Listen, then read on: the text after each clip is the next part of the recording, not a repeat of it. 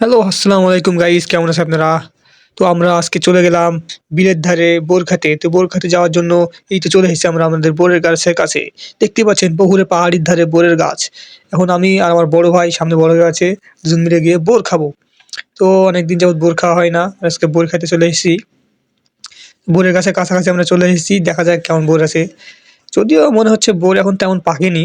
তারপরও বোর খাবো না এমন কি হয়? এই যে দেখেন কি সুন্দর, সুন্দর টসটসে বোর। ওফ!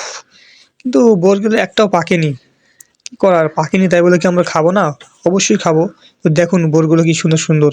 কাঁচা হলেও কিন্তু সেই সুন্দর, সুন্দর একবারে টসটসে। পাকার মতো কিন্তু রোদ লেগে পাকা, পাকা লাগছে। আসলে পাকেনি।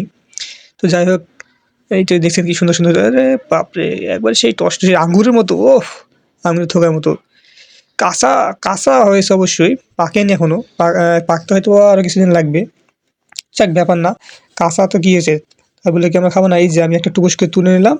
এখন সাথে আমরা লবণ এনেছি। এই যে লবণ দিয়ে খাবো। কাঁচা হয়েছে তো কি হয়েছে? কাঁচা বলে ছাড় দেওয়া যাবে না। এই তো এখন আমরা খাবো। তো যাই হোক কাঁচা তো খুব একটা বেশি খেলাম না। বড় ভাই উপরের দিক থেকে কয়েকটা বড়, বড় বড়শি এনেছে। যে যাইতে, যাইতে রাস্তাতে খাবো না আরকি এজন্য নেওয়া। তো আজকের ভ্লগটা এই পর্যন্ত ছিল। ছোটখাটো। ভালো লাগলে সাথে থাকবেন। ধন্যবাদ।